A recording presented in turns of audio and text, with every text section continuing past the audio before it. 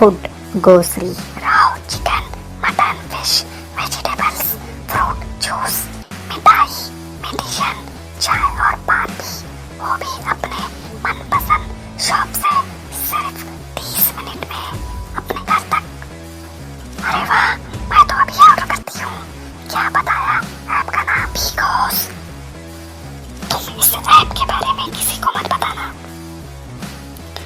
सुना आपने? किसी को मत बताना।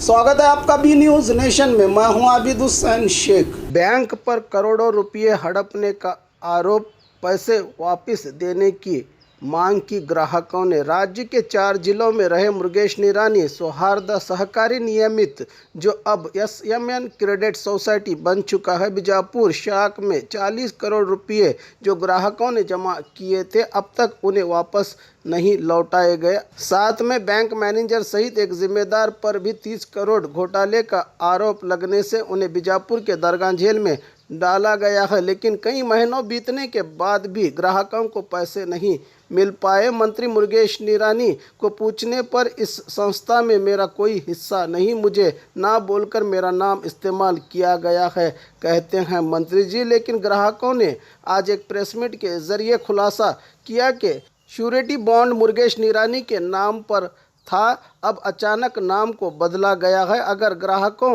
को इंसाफ नहीं मिला तो बेलगाम के शीतकालीन अधिवेशन जाकर हड़ताल करने की चेतावनी दी है किसान मुखंड अरविंद कुलकर्णी और पीड़ित ग्राहकों ने।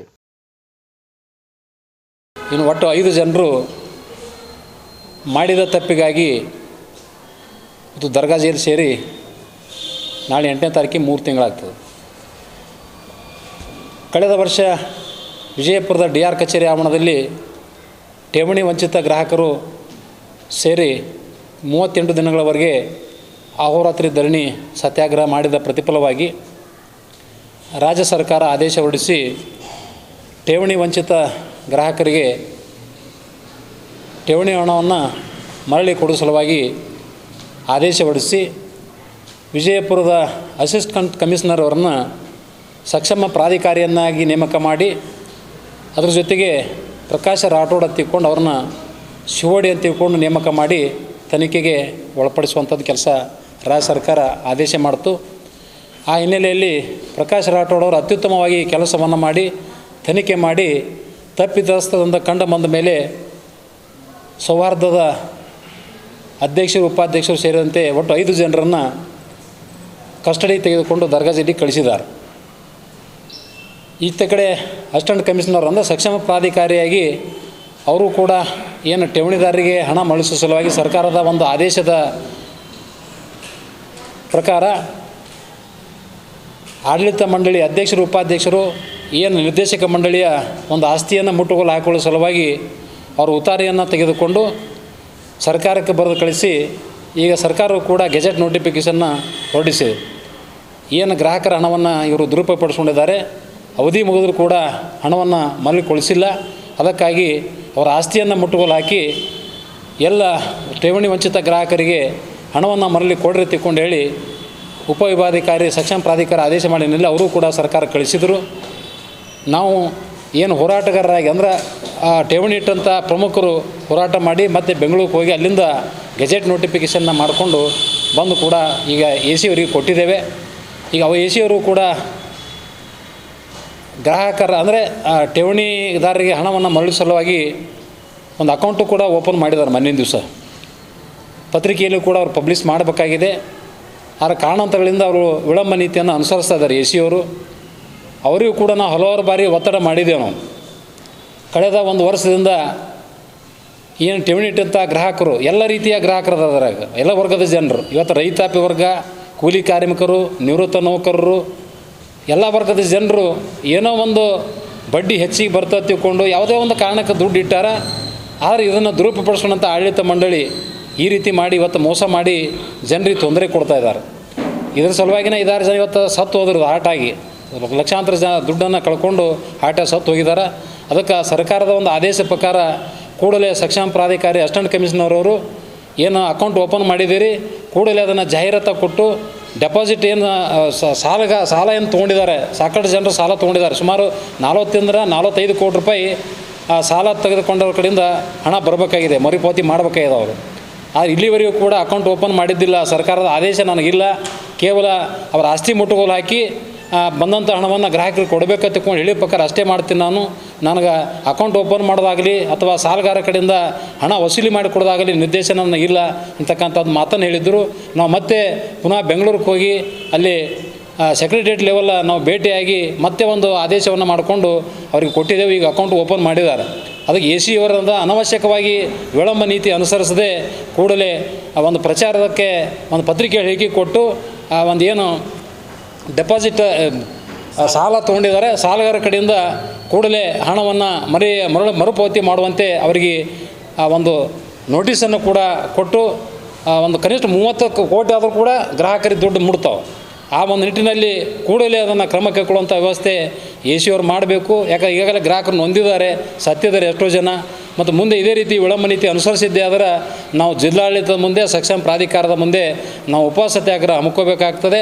ಆ ನಿಟ್ಟಿನಲ್ಲಿ ಕೂಡಲೇ ಕ್ರಮ ಕೈಗೊಳ್ಳಬೇಕಂತ ನಾವು ಒತ್ತಾಯ ಮಾಡ್ತಾಯಿದ್ದೇವೆ. ಅದ್ರ ಜೊತೆಗೆ ಏನು ಮುರುಗೇಶ್ ನಿರಾಣಿ ಕ್ರೆಡಿಟ್ ಸೌಹಾರ್ದ ತಿಳ್ಕೊಂಡು ಪ್ರಥಮದಲ್ಲಿ ಏನು ಬೋರ್ಡ್ ಹಾಕಿ ನಡೆಸಿದರು, ಅದು ಇಲ್ಲಿವರೆಗೂ ಕೂಡ ಬಾಂಡಿನಲ್ಲಿ ಮುರುಗೇಶ್ ನಿರಾಣಿ ತಿಳ್ಕೊಂಡೇ ಮೆನ್ಷನ್ ಮಾಡಿದ್ದಾರೆ. ಆದರೆ ಮುರುಗೇಶ್ ನಿರಾಣಿಯವರು ಭಾಳ ಸಲ ಅವರು ಕೂಡ ಮಾಧ್ಯಮದ ಮೂಲಕ ಇದನ್ನು ಅಲಗಳೆದರು. ಅವರು ನಾನು ಮುರುಗೇಶ್ ನಿರಾಣಿ ಅಂತಕ್ಕಂಥ ಹೆಸರು ಇಟ್ಟಿದ್ದಾರೆ, ಅದು ನನಗದಕ್ಕೂ ಸಂಬಂಧ ಇಲ್ಲ, ನಾನು ಕೇಳಾರ್ದು ಇಟ್ಟಾರಂತಕ್ಕಂಥ ಮಾತನ್ನು ಹೇಳಿದ್ರೆ ನಾವು ಒಪ್ಪಲಿಕ್ಕೆ ತಯಾರಿಲ್ಲ. ಒಬ್ಬ ಪ್ರತಿಷ್ಠಿತ ರಾಜಕಾರಣಿ ದೊಡ್ಡ ಉದ್ದಿಮೆದಾರರಾಗಿ ಸುಮಾರು 10-12 ವರ್ಷದಿಂದ ಇವತ್ತು ಸೌಹಾರ್ದ ವರ್ಷದಲ್ಲಿ ನಡೀತದಪ್ಪ ಅಂತಂದ್ರೆ ಇವರು ಏನು ಮಾಡ್ತಿದ್ರು ಇಲ್ಲಿವರೆಗೆ? ಗ್ರಾಹಕರಿಷ್ಟೆಲ್ಲ ಬೀದಿ ಪಾಲಾಗಿ ದುಡ್ಡು ವ್ಯವಹಾರ 30 ಕೋಟಿ ಅವ್ಯವಹಾರ ಮಾಡಿರಪ್ಪ ಅಂತಂದ್ರೆ ಇವ್ರು ನಜರಿ ಬರಲಿಲ್ಲ ಹೆಂಗೆ ಸಚಿವರಿಗೆ? ಮತ್ತು ಇದ್ರ ಬಗ್ಗೆ ಅವ್ರು ಕ್ರಮ ಕೈಕೋಬೇಕಾಗಿತ್ತು. ಅವ್ರ ಹೆಸರಲ್ಲೇ ಮಾಡ್ತಾರತ್ತಂದ್ರೆ. ಮತ್ತು ಇಲ್ಲಿವರೆಗೆ ಸುಮ್ಮನೆ ಕೂತ್ಕೊಂಡು ನನಗೆ ಏನೂ ಸಂಬಂಧ ಇಲ್ಲ, ನನಗದಕ್ಕೂ ಏನೂ ಸಂಬಂಧ ಇರುತ್ತೆ ಉಡಾಪಿ ಉತ್ತರ ಕೊಟ್ಟು ಮಾಡಿದರೆ ಗ್ರಾಹಕರ ಪರಿಸ್ಥಿತಿಯನ್ನು ನೊಂದಾಗರ. ಇವತ್ತು ರೈತರದಾರೆ, ಕೂಲಿ ಕಾರ್ಮಿಕರು ಎಲ್ಲ ದೊಡ್ಡ ಪೆಟ್ಟು ಬಿದ್ದದ. ಆ ನಿಟ್ಟಿನಲ್ಲಿ ಅವರು ತಮ್ಮ ಒಂದು ಕಳಂಕವನ್ನು ಕಳ್ಕೋಬೇಕಾದ್ರೆ ಮುರುಗೇಶ್ ನಿರಾಣಿಯವರು ಏನು ನಡೀತಕ್ಕಂಥ ಅಧಿವೇಶನ ಏನು ಚಳಿಗಾಲದ ಅಧಿವೇಶನ ನಡೀತದಲ್ಲ ಬೆಳಗಾವಿಯಲ್ಲಿ 13 ತಾರೀಕಿಗೆ, ಆ ಅಧಿವೇಶನದಲ್ಲಿ ತಾವು ಚರ್ಚೆ ಮಾಡಿಸಿ ಏನು AC ಅವರಿಗೆ ಮತ್ತು DC ಅವರಿಗೆ ಒಂದು ಸ್ಪಷ್ಟವಾದಂಥ ಒಂದು ನಿರ್ದೇಶನ ಮತ್ತೊಮ್ಮೆ ಕೊಡಬೇಕು.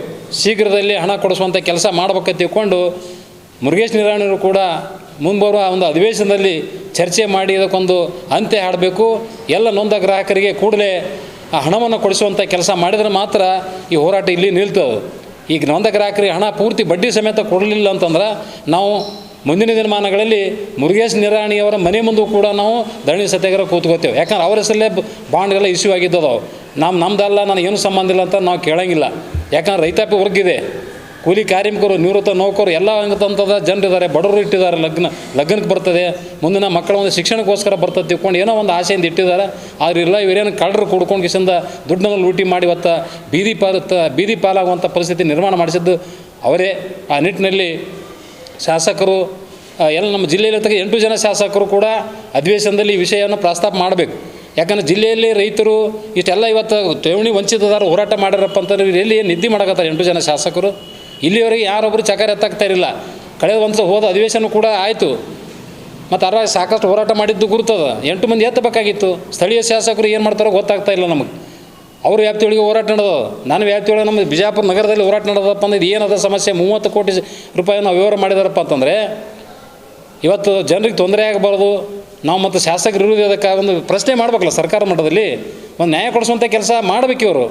ಅದನ್ನು ಬಿಟ್ಟರು ನನಗೆ ಅದಕ್ಕೂ ಸಂಬಂಧ ಇಲ್ಲ ಅಂತ ಕೂತ್ಕೊಂಡ್ರೆ ಜನರು ಸತ್ತು ಹೋಗ್ತಾರೆ. ಇವತ್ತು ಏನೋ ನಂಬಿಟ್ಟಿರ್ತಾರಪ್ಪ ಅಂತಂದಾಗ ಅದನ್ನು ಕೆಲಸ ಮಾಡುವಂಥದ್ದು ಆಗಬೇಕು. ಇವತ್ತು ಸಂಬಂಧಪಟ್ಟ ಇಲಾಖೆಗಳು ಕೂಡ ಇವತ್ತು ಏನಾಗ್ಯದಪ್ಪ ನಿಷ್ಕ್ರಿಯ ಆಗಿಬಿಟ್ಟಿದೆ ಈ ವಿಷಯದಲ್ಲಿ. ಸೌಹಾರ್ದದ ಮೇಲೆ ಹಿಡಿತಾನಿಲ್ಲ.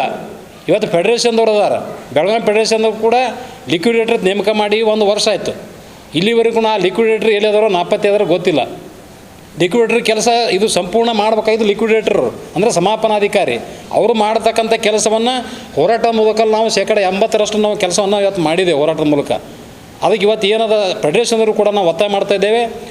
ಸಕ್ಷಮ ಪ್ರಾಧಿಕಾರಿ ಅಸಿಸ್ಟೆಂಟ್ ಕಮಿಷನರ್ ಜೊತೆಗೆ ಭೇಟಿಯಾಗಿ ಮಾತುಕತೆ ನಡೆಸಿ ಮುಂದೆ ಏನು ಹಣ ಬರಬೇಕಾಗಿದೆ, ಏನು ಸಾಲಗಾರ ಕಡೆಯಿಂದ 45 ಕೋಟಿ ಬರಬೇಕಾಗಿದೆ, ಆ ರಿಕವರಿ ಮಾಡೋ ಸಲುವಾಗಿ ತಾವೆಲ್ಲ ಮುಂಚೂಣಿಯಲ್ಲಿ ನಿಂತುಕೊಂಡು ಈಶ್ವರ ಜೊತೆ ಕೂಡಿಕೊಂಡು ಆ ಹಣವನ್ನು ವಸೂಲಿ ಮಾಡುವಂಥ ಕೆಲಸ ಮಾಡಬೇಕು. ಇಲ್ಲ ನಮಗೇನೂ ಗೊತ್ತಿಲ್ಲ, ನಮ್ಮ ಮೇಲಾಧಿಕಾರಿಗಳು ಮಾಡ್ತಾರೆ ತಿಳ್ಕೊಂಡು ಫೆಡರೇಷನ್ದವರು ಇವತ್ತೇನು ಹಿಂದೇಟು ಹಾಕಿದ್ರೆ ನಾವು ಬೆಳಗ್ಗೆ ಫೆಡರೇಷನ್ ವಿರುದ್ಧನೇ ಚಳುವಳಿ ಮಾಡಬೇಕಾಗ್ತದೆ. ಈಗಾಗಲೇ ಅವರು ಆದೇಶ ಮಾಡಿದ್ದಾರೆ, ಶಿವಕಾಂತ ತಿಗಳು ನೇಮಕ ಮಾಡಿದ್ದಾರೆ. ಅವರು ನನಗೂ ಅದಕ್ಕೂ ಸಂಬಂಧ ಇಲ್ಲ, ಮೇಲಾಧಿಕಾರಿಗಳಾದ ನ್ಯಾಯ ಮಾಡತಕ್ಕಂಥ ಉಡಾಪಿ ಉತ್ತರನ ಕೊಡುವಂಥ ಕೆಲಸ ಮಾಡ್ತಾಯಿದ್ದಾರೆ. ಅದಕ್ಕೆ ಕೂಡಲೇ ಫೆಡರೇಷನ್ದವರು ಕೂಡ ಬಿಜಾಪುರಕ್ಕೆ ಬಂದು ಈಶ್ವರ ಜೊತೆಗೆ ಜಿಲ್ಲಾಧಿಕಾರಿಗಳ ಜೊತೆಗೆ ಮಾತನಾಡಿ ಬರ್ತಕ್ಕಂಥ ಹಣವನ್ನು ರಿಕವರಿ ಮಾಡಬೇಕು. ಅಂದಾಗ ಮಾತ್ರ ಈ ಹೋರಾಟ ನಿಲ್ತದೆ. ನೊಂದ ಗ್ರಾಹಕರು ರೈತರು ಎಲ್ಲರಿಗೂ ಕೂಡ ಒಂದು ಅನುಕೂಲ ಆಗ್ತದೆ. ಅನುಕೂಲ ಆಗ್ತದೆ ನಿಟ್ಟಿನಲ್ಲಿ ಕೂಡಲೇ ಕ್ರಮ ಕೈಗೊಳ್ಳುವಂಥ ವ್ಯವಸ್ಥೆ ಮಾಡಬೇಕು. AC ಅವರು ಕೂಡ ತಮ್ಮ ಒಂದು ಜವಾಬ್ದಾರಿ ಇದೆ, ಸರ್ಕಾರ ಒಂದು ದೊಡ್ಡ ಜವಾಬ್ದಾರಿ ಕೊಟ್ಟಿದೆ. ಯಾಕೆ ಇಂಥವು ರಾಜ್ಯದಲ್ಲಿ ಹಲವಾರು ಪ್ರಕರಣಗಳಾಗಿ ಹೋಗಿದ್ದಾವೆ. ಆದರೆ ನಮ್ಮದು ಹೋರಾಟದ ಪ್ರತಿಫಲವಾಗಿ 1 ವರ್ಷದಲ್ಲಿನೇ ಒಂದು ಹಂತಕ್ಕೆ ಬಂದಿದೆ ಇದು. ಯಾಕಂದ್ರೆ ಶಿವೋಡಿ ಅವರು ಕೂಡ ಭಾಳ ಪಾರದರ್ಶಕವಾಗಿ ತನಿಖೆ ಮಾಡಿ ತಪ್ಪಿತಸ್ಥರು ಕಂಡು ಬಂದ ನೆಲೆಯಲ್ಲಿ ಅವ್ರಿಗೇನು ಇವತ್ತು ಶಿಕ್ಷೆನ ಅನುಭವಿಸ್ತಾ ಇದ್ದಾರೆ. ಇವತ್ತು ಉಪ್ಪು ತಿಂದವನು ನೀರು ಕುಡಿಲೇಬೇಕನ್ನತಕ್ಕಂಥ ಒಂದು ಗಾದೆ ಮಾತಿನಂತೆ ಇವತ್ತು ಅವರು ತಪ್ಪು ಯಾರು ಮಾಡಿದ್ದಾರೆ ಇವತ್ತು ಅನುಭವಿಸ್ತಾ ಇದ್ದಾರೆ. ಆ ನಿಟ್ಟಿನಲ್ಲಿ ಕೂಡ ಉಳಿದಂಥ ಎಲ್ಲ ಅಧಿಕಾರಿಗಳು ಇದಕ್ಕೆ ಹೆಚ್ಚಿನ ಸ್ಪಂದನೆ ಮಾಡಿ ಜಿಲ್ಲಾಧಿಕಾರಿಗಳು ಕೂಡ AC ಒಂದು ಕಟ್ಟುನಿಟ್ಟಿನ ಆದೇಶವನ್ನು ಮಾಡಬೇಕು. ಅನವಶ್ಯಕ ವಿಳಂಬ ನೀತಿ ಅನುಸರಿಸಬಾರ್ದು. ಆ ನಿಟ್ಟಿನ ಅದಕ್ಕಾಗಿ ನಾವು ಇವತ್ತು ಎಲ್ಲ ನೊಂದ ಗ್ರಾಹಕರ ಪರವಾಗಿ ಮುಖಂಡರ ಪರವಾಗಿ ಇವತ್ತು ಅಸಿಸ್ಟೆಂಟ್ ಕಮಿಷನರ್ವರಿಗೆ, ಮಾನ್ಯ ಜಿಲ್ಲಾಧಿಕಾರಿಗಳಿಗೆ ಮತ್ತು ಫೆಡರೇಷನ್ದವರಿಗೂ ಕೂಡ ಮತ್ತು ಜಿಲ್ಲೆಯ ಎಲ್ಲ ಶಾಸಕರಿಗೂ ಕೂಡ ನಾನು ಮನವಿ ಮಾಡ್ಕೋತೇನೆ. ಮುಂಬರ್ತಕ್ಕಂಥ ಅಧಿವೇಶನದ ಅದನ್ನೇ ಪ್ರಯತ್ನ ಮಾಡ್ಕೊತೀವಿ. ಈಗ ಅದನ್ನು ಬೆಳಗಾವಿ ದೇಶ ಅಂದರೆ ಇನ್ನೂ ಸ್ವಲ್ಪ ಬೆಳಗಾವಿ ದೇಶ ನಡೀತದ ಇಲ್ಲ ಅಂತಕ್ಕಂಥದ್ದು ಅನುಮಾನ ಐತ್ರಿ. ಅದು ಯಾಕಂದರೆ ಬೆಳಗಾವಿ ಬಾಂಡ್ರಿ ಮಹಾರಾಷ್ಟ್ರ ಬಾಂಡ್ರಿ ಇರೋದ್ರಿಂದ ಈಗೇನು ಹೊಸ ರೂಪಾಂತರ ಬಂದದಲ್ಲ ಕೋವಿಡ್, ಅಸಲೇನು ಸ್ಥಳಾಂತರ ಮಾಡಬೇಕು ಅನ್ನತಕ್ಕಂಥ ವಿಚಾರ ಅದ. ಮತ್ತು ಅಕಸ್ಮಾತ್ ಬೆಳಗಾವದಲ್ಲಿನೇ ನಡೆಯೋದು ಫಿಕ್ಸ್ ಆಯ್ತು ಅಂದ್ರೆ 100% ನಾವು ಅಲ್ಲಿ ವಿಧಾನಸೌಧ ಮುಂದೆ ಧರಣಿ ಕೊಡ್ತೀವಿ. ಬರ್ರಿ. ಯಾಕೆ ಅನಿವಾರ್ಯ ಪರಿಸ್ಥಿತಿ ಇದೆ. ಯಾಕಂದ್ರೆ ಒಂದು 6 ಜನ ಸತ್ತಾರಿದ್ದಾರೆ ಡೆಪಾಸಿಟ್ ಇಟ್ಟವ್ರು ಎದೆ ಹುಡ್ಕೊಂಡು ಹಾರ್ಟಾಗಿ ಸತ್ತಾರೆ. ಯಾಕಂದ್ರೆ ಕನಿಷ್ಠ ಒಂದು ಬಡವನೊಂದು 5 ಲಕ್ಷ ರೂಪಾಯಿ ಇಟ್ಟಿಟ್ರು ಮಕ್ಕಳ ಮದುವೆ ಶಿಕ್ಷಣ ಕತ್ತಿಕೊಂಡು ಒಂದು ನಂಬಿಟ್ರೆ ಈ ರೀತಿ ಕುತ್ತಿಗೆ ಕೆಲಸ ಮಾಡಿದ್ದಾರೆ. ಅದಕ್ಕೆ ಸರ್ಕಾರ ಕ್ರಮ ಕೈಗೊಳ್ಳಿಲ್ಲ ಅಂತಂದ್ರೆ ಮುಂಬರ್ತಕ್ಕಂಥ ಅಧಿವೇಶನ ಏನು ಬೆಳಗಾವಿ ನಡೀತದ ಅಲ್ಲೇ ನಡೆದಿದ್ದೇ ಖರೆ ಆದರೆ ನಾವೆಲ್ಲ ಗ್ರಾಹಕರು ಹೋಗಿಸಂದು ಅಲ್ಲಿ ವಿಧಾನಸೌಧ ಮುಂದ್ಗಡೆ ಧರಣಿ ಕೂತ್ಬೇಕು. ಇಲ್ಲಿ ಬಂದು ಈ ನಮ್ಮ SMN ಕ್ರೆಡಿಟ್ ಸೌಹಾರ್ದ ಸಹಕಾರಿ ಸಂಘದ ಈ ಮೊದಲದಕ್ಕೆ ಮುರುಗೇಶ್ ನಿರಾಣಿ ಸಹಕಾರಿ ಸೌಹಾರ್ದ ಅಂತಿದ್ದೀವಿ. ಅದರಲ್ಲಿ ನಡೆದಿರ್ತಕ್ಕಂಥ ಭ್ರಷ್ಟಾಚಾರ, ಅವ್ಯವಹಾರ, ಈ ಪ್ರಕರಣದ ಮೇಲೆ ಬೆಳಕು ಚೆಲ್ಲಲಿಕ್ಕೆ ನಮ್ಮ ಕರ್ನಾಟಕ ರೈತ ಸಂಘದ ಅಖಂಡ ಕರ್ನಾಟಕ ರೈತ ಸಂಘದ ರಾಜ್ಯ ಮಟ್ಟದ ನೇತಾರರಾಗಿರ್ತಕ್ಕಂಥ ಪ್ರಾಮಾಣಿಕ ಕಾರ್ಯಕರ್ತರಾಗಿರ್ತಕ್ಕಂಥ ಅರವಿಂದ್ ಕುಲಕರ್ಣಿ ಅವರ ನೇತೃತ್ವದಲ್ಲಿ ನಾವು ಕಳೆದ 1.5 ವರ್ಷದಿಂದ ನಾವು ಹೋರಾಟ ಮಾಡ್ತಾ ಇದ್ದೀವಿ. ಈ ಹೋರಾಟದಲ್ಲಿ ನಮಗೆ ಭಾಳಷ್ಟು ಜನ ಸಹಕಾರ ಕೊಟ್ಟಿದ್ದಾರೆ. ದೃಶ್ಯ ಮಾಧ್ಯಮದವ್ರು ಕೊಟ್ಟಿದ್ದೀರಿ, ಪತ್ರಿಕಾ ಪ್ರಿಂಟ್ ಮಾಧ್ಯಮದವ್ರು ಕೊಟ್ಟಿದ್ದೀರಿ, ಜಿಲ್ಲೆ ಜನತೆ ಕೊಟ್ಟಿದ್ದಾರೆ, ಇವರೆಲ್ಲರೂ ಪೊಲೀಸ್ ಸಿಬ್ಬಂದಿ ಕೊಟ್ಟಾರೆ, ನಮಗೆಲ್ಲರೂ ಸಹಕಾರ ನೀಡಿದ್ದಾರೆ. ಆದರೆ ಸಹಕಾರ ನೀಡೋ ಯಾರು ಮಾಡಬೇಕಾಗಿತ್ತು ಅವರೇ ಮಾಡ್ತಾ ಇಲ್ಲ. ಸರ್ಕಾರಕ್ಕೆ ಹೋಗಿ ಸರ್ಕಾರದ ಹತ್ರ ಚೀಫ್ ಸೆಕ್ರೆಟರಿ ಅವ್ರ ಹತ್ರ ಹೋಗಿ ಅದನ್ನು ಆದೇಶ ಮಾಡ್ಕೊಂಬಂದು ಗೆಜೆಟ್ ಪ್ರಕಟಣೆ ಮಾಡಿಸಿ ಇವತ್ತು ನಮ್ಮ ಅವ್ಯವಹಾರ ಆಗಿರ್ತಕ್ಕಂಥ ಸೊಸೈಟಿಯ ಅಥವಾ ಅವ್ಯವಹಾರ ಆಗಿರ್ತಕ್ಕಂಥ ಈ ಸೌಹಾರ್ದದಲ್ಲಿ ಹಣವನ್ನು ವಸೂಲಿ ಮಾಡಲಿಕ್ಕೆ KPID ಆ್ಯಕ್ಟ್ ಪ್ರಕಾರ ಎಲ್ಲ ಅಧಿಕಾರ ಇದ್ದರೂ ನಮ್ಮ ಸಂಬಂಧಪಟ್ಟಿರ್ತಕ್ಕಂಥ ಕಾಂಪಿಟೆಂಟ್ ಅಥಾರಿಟಿ ನಮ್ಮ AC ಸಾಹೇಬರು, ಸಕ್ಷಮ ಪ್ರಾಧಿಕಾರಿ AC ಸಾಹೇಬರು ಇನ್ನೂ ಅದರ ಬಗ್ಗೆ ಹೆಚ್ಚು ಮುತುವರ್ಜಿ ವಹಿಸ್ತಾ ಇಲ್ಲ. ಅದನ್ನು ನಾವು ಅಲ್ಲಿ ಖಂಡಿಸ್ತೇವೆ. ಯಾಕೆ ಅಂತ ಕೇಳಿದರೆ, ಯಾರ ಒಬ್ಬ ಉಪವಿಭಾಗಾಧಿಕಾರಿಯಾಗಿ ಅವರು ಈ ಎಲ್ಲ ಹಣ ವಸೂಲಿಯನ್ನು ಹಿಡ್ಕೊಂಡು 1 ವರ್ಷದೊಳಗಾಗಿ ಮಾಡಿ ಮುಗಿಸ್ಬೇಕು ಅಂತಕ್ಕಂಥ ಒಂದು ಆದೇಶ ಸರ್ಕಾರದ ಇದ್ದರೂ ಸಹಿತ ಅವರು ಏನೂ ಇಲ್ಲಿವರೆಗೆ ಮಾಡಲಿಲ್ಲ. ಆಮೇಲೆ ಈ ಮಹಾಮಂಡಳದವ್ರು ಫೆಡರೇಷನ್ದವ್ರು ಸಹಕಾರಿ ಸಂಘಗಳ ಮೇಲೆ ಒಂದು ಫೆಡರೇಷನ್ ಇರ್ತದೆ, ಅದರ ಅಧ್ಯಕ್ಷರಾಗಿರ್ತಕ್ಕಂಥ ಕೃಷ್ಣಾರೆಡ್ಡಿ ಅವ್ರನ್ನೂ ಕೂಡ ನಾವು ಭೇಟಿಯಾಗಿದ್ವಿ.